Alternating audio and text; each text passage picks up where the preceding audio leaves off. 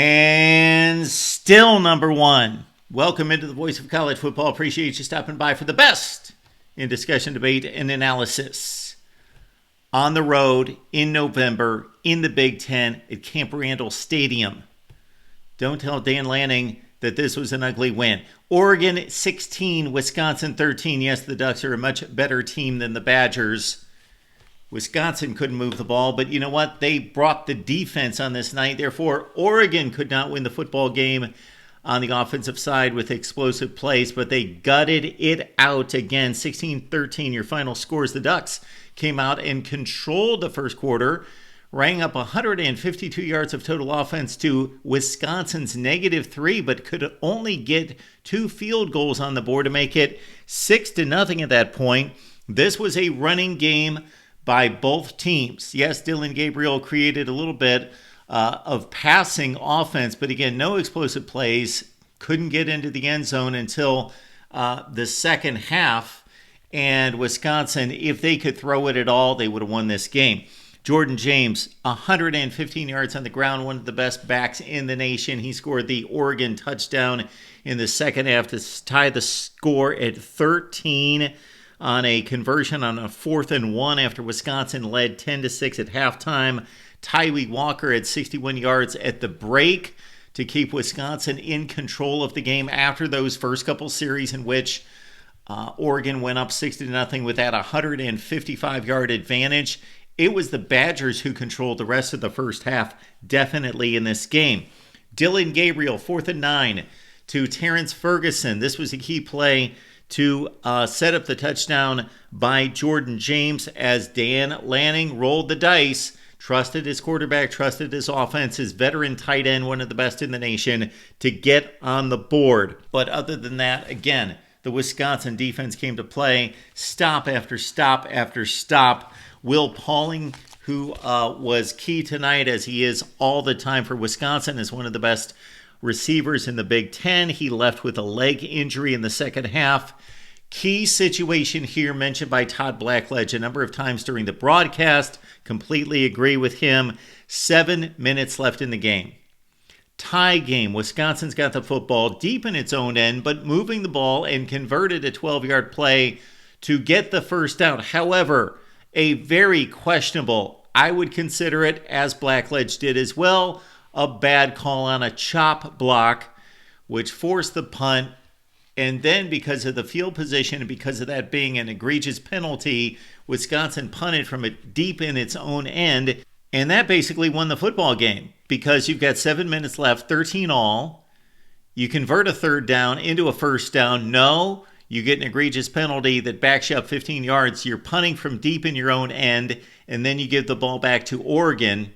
Plus 50-yard line. They've got a short field to kick a field goal and go up 16-13. Yes, Wisconsin had plenty of chances, and no, Wisconsin could not mount a passing game. Braden Locke, just not a good quarterback. 12 of 28 on this day, and yes, he was as bad as the 12 for 28. Yes, Oregon's got a really good defense.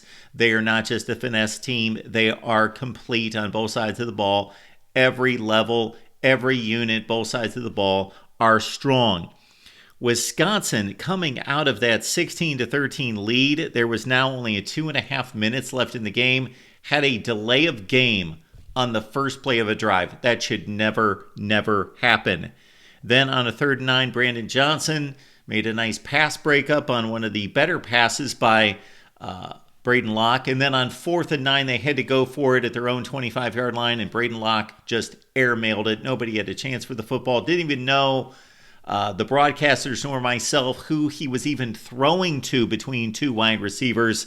So that was pretty much the ball game, or it should have been the ball game.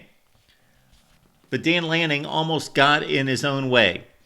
He's got the football in Wisconsin territory in the red zone, leading 16-13, winding down the clock, trying to gain a couple first downs to close it out. Could not get the second first down, set up for a field goal. What did he do? He went for the fake field goal, and he put the game in the hands of his punter. Not to punt the ball, but to run for a first down. He got stopped short. Luckily for Lanning and Oregon Duck fans all over the place, Braden Locke couldn't take advantage. and he misfired. And then on the third or fourth down play, there was a deflection at the line by Jamari Caldwell. Excellent play by him as he read Locke's eyes, deflected the ball in the air, and Mateo Uyangalele intercepted the ball to seal the victory. And again, the Badgers had a number of chances. They couldn't move the ball, especially through the air. Tyree Walker gained 97 yards on the ground, as most of that was in the first half, as we mentioned. Oregon wins their 11-0 for the second time in school history. 2010 was the other time when they went to the BCS championship game, of course. For Wisconsin at 5-5. They've got to win one of their final two games to get to a bowl game. This is an improved football team. They play well against the better teams.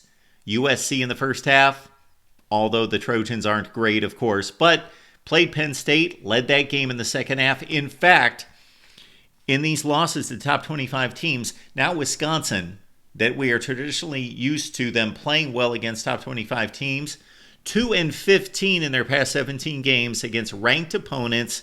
Luke Fickell is 0-6, but in the three losses this year, they led all of those games at halftime into the second half, but got outscored by USC, Penn State, and now Oregon 49-3 in the second half as Wisconsin falls to 5-5. Your comments down below. Should Oregon maintain the number one position? Maybe some would say Indiana should be the new number one.